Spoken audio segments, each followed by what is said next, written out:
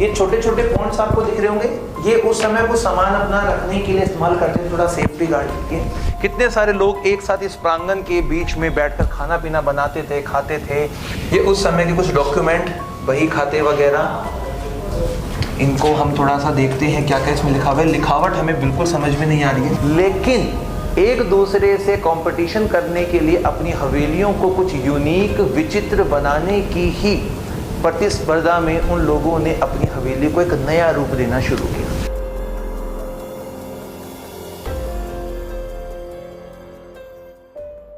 इस मंडावा के अंदर ना जाने कितनी सारी हवेलियां और बची हैं, क्योंकि बहुत सारी हवेलियों को खोजने के बाद में हम उनकी उस प्रतिस्पर्धा को समझ नहीं पा रहे हैं जो एक दूसरे से बेहतरीन बनाने के लिए ज़्यादा कलाकारियों के साथ में भरी हुई है।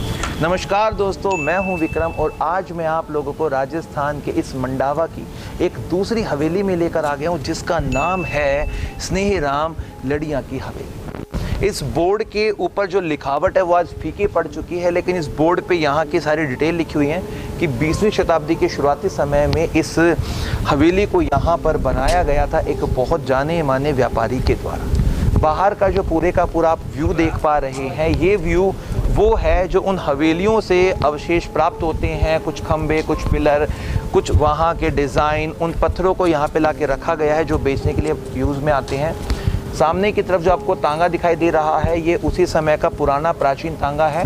और यदि इस हवेली के बाहर के इस हिस्से को हम लोग देखते हैं तो दीवार के हर एक एंगल पे, हर एक कॉर्नर पे, हर पॉइंट पे आप लोगों को कोई ना कोई अलग डिज़ाइन प्रस्तुत होगा ही होगा। इस तरफ भी इस हवेली का बहुत बेहतरीन हिस्सा बनाया गया है और अंदर छोटे छोटे कक्ष बने हुए हैं इसके फ्रंट गेट के पास में ही। यहाँ पर काफ़ी सारी चीज़ों को संभाल के रखा गया है जो राजा महाराजाओं के समय में प्रयोग में आती थी। उस कमरे को सजावट करने के लिए, सजाने के लिए यहाँ पर ये सेल भी की जाती है चीज़ें। और इसी तरीके से यहाँ पर और भी स्टोर रूम बनाए हुए इन लोगों ने, जो उस समय की सारी की सारी चीज़ों को बचाकर यहाँ पे रखा हुआ है। आप लोग भी यहाँ पे आ सकते हैं, इन चीज़ों को यहाँ पे आके बाय कर सकते हैं और अपने घर पे लेके जा सकते हैं। अभी मैं आप लोगों को इस हवेली के अंदर का व्यू दिखाता हूँ, कितना शानदार व्यू है, और बाकी चित्रकारिता की और इसकी बाकी बातें वहीं पे जाके करेंगे।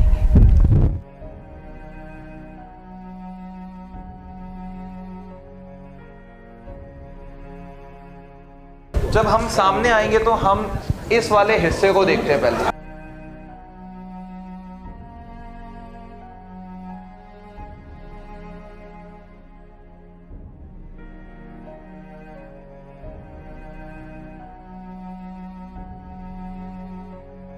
जो राजा महाराजाओं के समय में उन व्यापारियों के पास में हुआ करती थी। इस तरफ भी दूसरा इसका एक पॉइंट बनाया हुआ है। आज के समय में ये उन चीज़ों को स्टोर करके रखता है।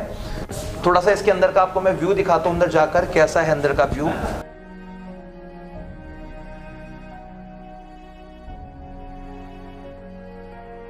कितना ज़्यादा सुंदर नज़ारा, चारों तरफ रंग बिरंगा,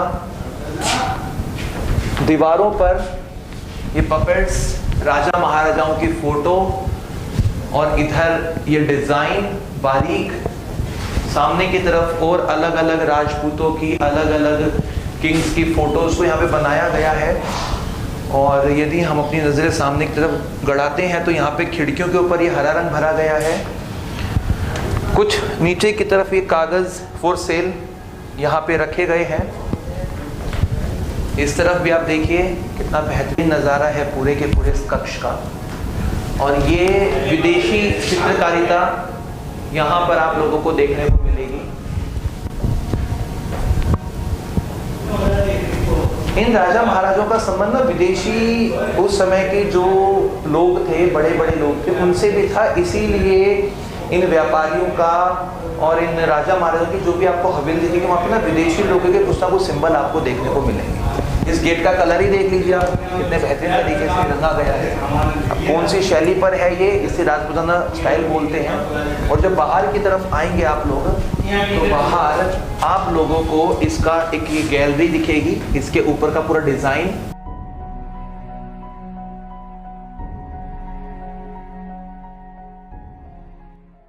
ये वाला जो पॉइंट है, काफी सारी मूवी, बजरंगी भाईजान, पीके, कच्चे धागे, और न जाने कितने सारे यहाँ पे सॉन्ग्स वगैरह भी शूट हुए हैं जिनको यहाँ पे फिल्माया गया था। अब मेन अंदर चलेंगे, वहाँ से इसका व्यू बहुत बेहतरीन दिखने वाला है।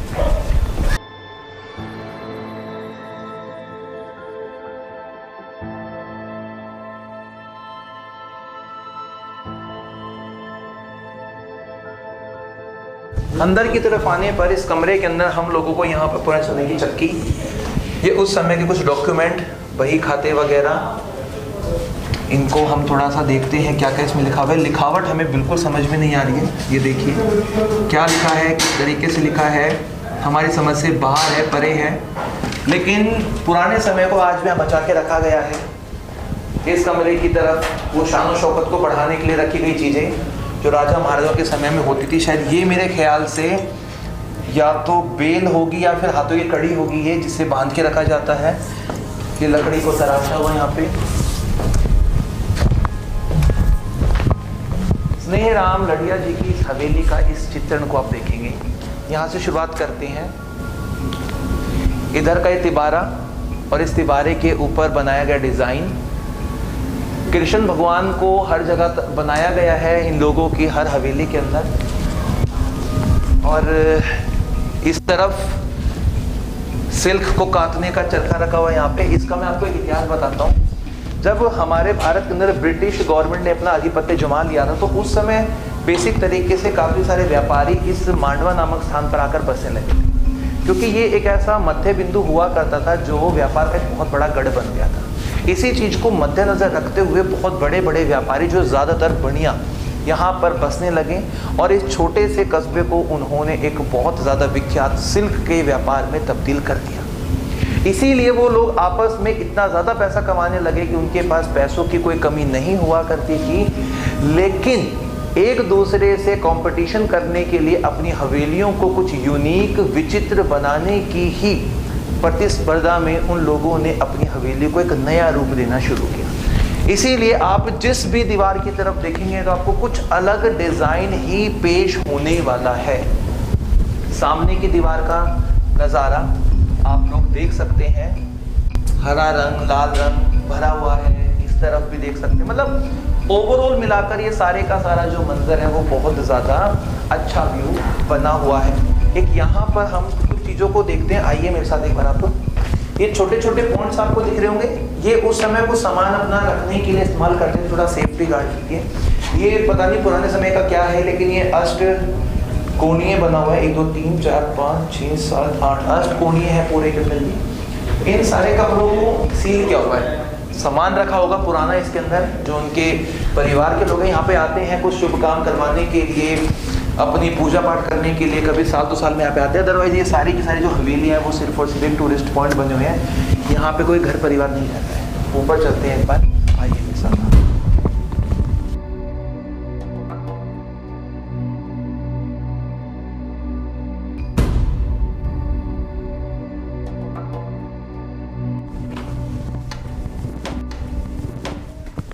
हमें इस तरफ एक छोटा सा कक्ष दिखाई दे रहा है। ये छोटा सा जो कक्ष है ये बेसिकली कुछ सामान रखने के लिए स्टोर रूम के रूप में इस्तेमाल होता होगा। और इसी कक्ष के अंदर लाइटिंग के लिए ये वाला छोटा सा एक यहाँ पर डिज़ाइन जाली बनाई गई जिससे अंदर की तरफ रोशनी रहे। हम लोगों को ये लकड़ी का गेट दिख रहा है। यहाँ से हम अपनी नज़रें पूरे इस हिस्से में घुमाते हैं एक बार। कितना बेहतरीन नज़ारा यहाँ पर इस पूरी हवेली का।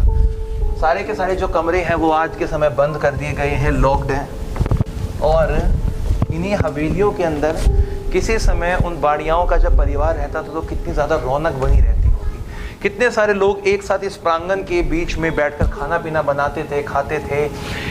कितना अच्छा माहौल रहा होगा उस समय का, वो आप लोग इमेजिन कर सकते हैं। और इस कलाकृति को तो हम क्या ही बोलें, जो ये बारीकियाँ बनाई गई हैं काफ़ी ज़्यादा अच्छे तरीके से दर्शाई गई है।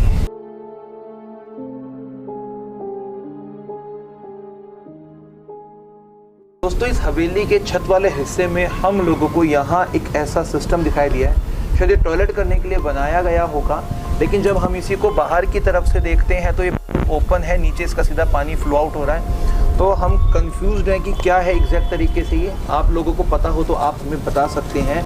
और इस पूरी की पूरी हवेली को एक्सप्लोर करने में हमें बहुत मज़ा आया और आप लोगों के सामने एक नया पॉइंट पेश हो गया। दोस्तों, हमें आप इंस्टाग्राम पे भी ज्वाइन कर सकते हैं। आईडी है मेरी विदांश रोहित 3393 और यूट्यूब के चैनल को सब्सक्राइब कर लीजिएगा और बेल आइकन को प्रेस कर दीजिएगा। इसी तरह की नई वीडियोस आप लोगों के पास जब भी आएगी आपके पास नोटिफिकेशन आ जाएगा। तब तक के लिए जय हिंद, जय भारत।